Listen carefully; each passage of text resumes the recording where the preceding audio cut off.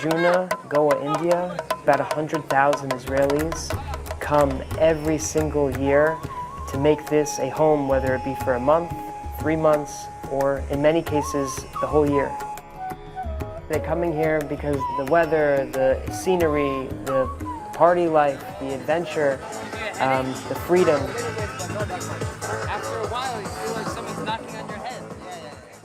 And many of the Jews living in Goa are craving, yearning, whatever it may be that makes them feel like Goa is also a place where Judaism can be found. How important it is that there be a permanent place of Judaism in Goa, India. For the locals, for the visitors, for the travelers, it's missing. We put. הנחנו, רבנו, הנחנו. הנה רבנו, הנחנו. איזה צמרמורת יש לי, תראה. I'm living here 12 months. We need here Chabad house because we have here community who living here and we don't have this support. And if you have here mikveh, meat, Wine, everything, everything. We don't have nothing. So if you don't have nothing, so it's meaning we need everything. We need to make a permanent dira for Hashem, Beit Chabad.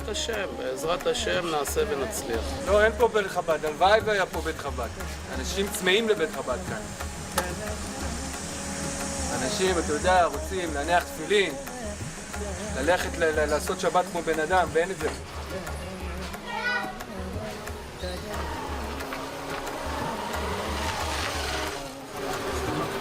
It's Friday afternoon in Goa. A young couple who just got married comes to Goa, India from Paris, France, and they're looking for kosher food and a Shabbat. I was on my scooter and his wife saw the beard and the tzitzit and she said, okay, we have Shabbat. Thank you very much for everything. Thank you. I had never a place to go for Shabbos, and you give me your wine, you give me your sympathy, you give me your smile, you give me everything. Is that we want it because we are alone here. We need everything that a Jew needs in Goa, just like they need in Brooklyn, just like they need in Yerushalayim. Those same people are here. We learned this lesson from the Shluchim who first came to India, Gabi and Rivki Holzberg, that there's no such thing as giving up. When Hashem sees that you want, and Hashem sees that you care, and you trust that you're going to get whatever you're looking for, Hashem will make it that you find it. Go India feels like cooking inside of a pot. Between the parties, between the nightlife, between the weather, the beaches, the culture. A Jew comes to Goa and he gets cooked. And eventually he becomes hard, come looking for who they are internally.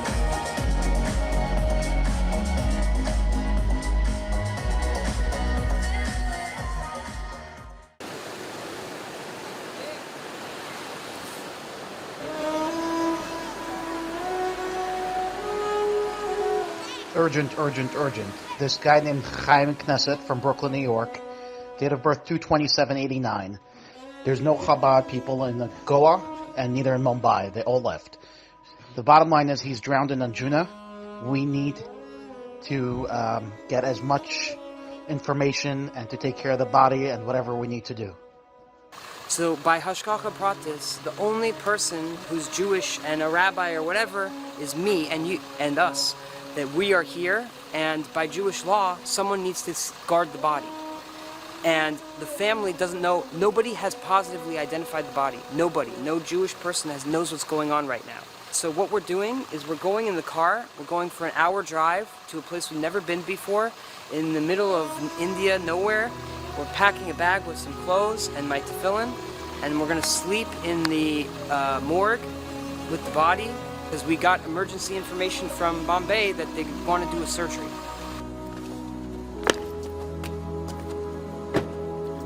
So we're at the morgue.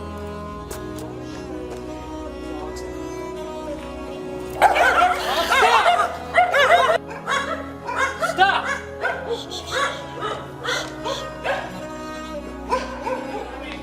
Where? Huh? Did you see that? See those dogs? funky monkey who's staying at the hostel. Photographer, huh? Chaim. His birthday is 2/27/89. You have to let me see. I don't want them to fly from New York. There's a 25 hours flight. I don't think it's him. What? You don't think it's him? This is not the person I saw. I mean, I don't know.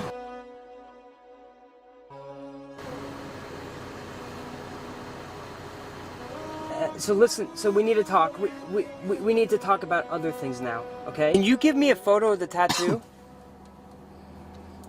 Yeah, I'll send you. Left arm. Yes. Okay. I'll talk to you soon. It's terrible. It's really bad. Baruch Dayan HaEmes. And someone needs to be with him at 7:30 in the morning on Thursday morning. And this is very serious, you know, halakha stuff. So if now let's just say we've positively identified him. So now we have to give him covet. And give him covet means we need to get the body out of here. We want the body to go to Israel? Okay, your parents do not know now? They don't know what's going on? They do not know. I need to tell them in person. I'm driving. There's only one thing you have to know right now. Is that right now, more than ever in your whole life, Hashem is right next to you.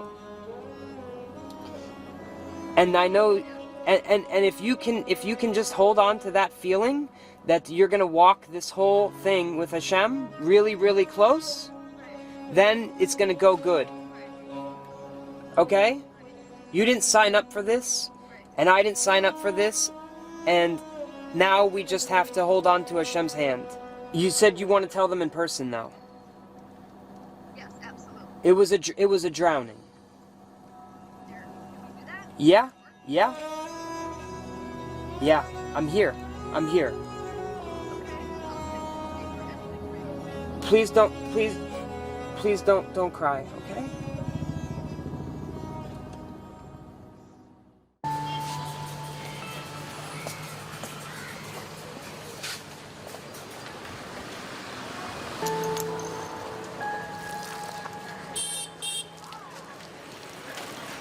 Baruch Hashem, we are able to identify it and at least give the family closure. Let the family know that it is indeed their 28-year-old son who passed away, drowned. And you know, this is what Chabad has to do. We're on the ground, and Hashem has entrusted us with these special missions. There's nobody else here.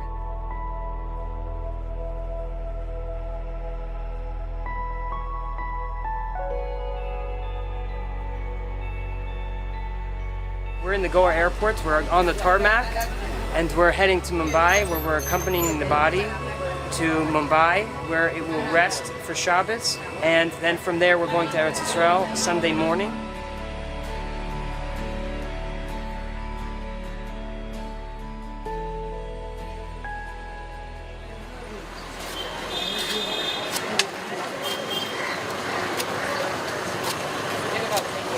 Forget about going to mikveh, forget about davening mincha.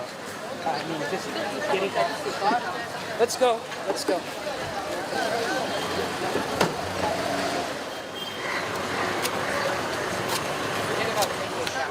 Tomorrow morning we leave to Eretz Yisrael, Mirz Hashem, that we should be in Eretz Yisrael by the Levaya at 9:30 or 9:50 p.m. in Eretz Yisrael with the body, Chaim Nasan.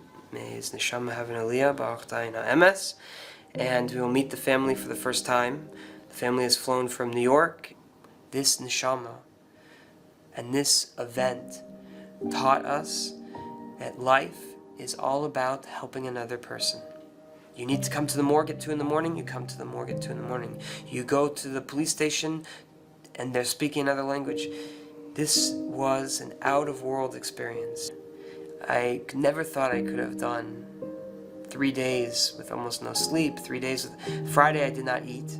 We traveled 95 degrees and humid, to not eat, nothing, to come to Shabbat with no shower, taking off my clothes in the middle of the lobby, taking out my money. I never did something like this, and it felt like I was doing all what Hashem wanted.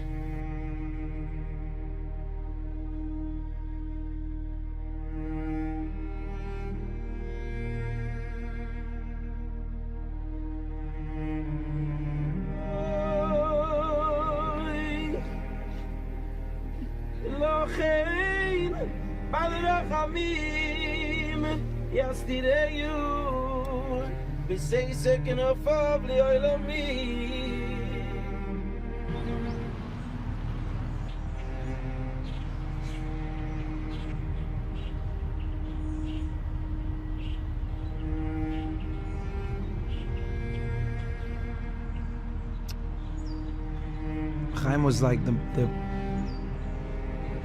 aside from being the strongest and best looking guy that I knew, he was so fun, and he loved life, and he loved to explore, and he loved to be wild and to have fun, and he loved to pull me out of my comfort zone of being afraid of doing things, because I'm afraid of pretty much everything.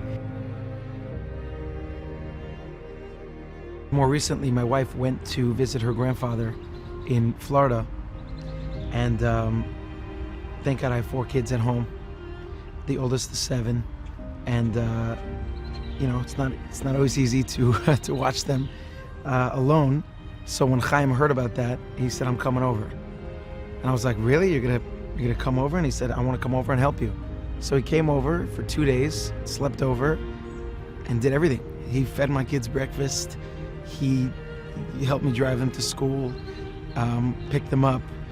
He helped me shop. We did a shop at the grocery store. He helped me unload and, you know, clean up the house.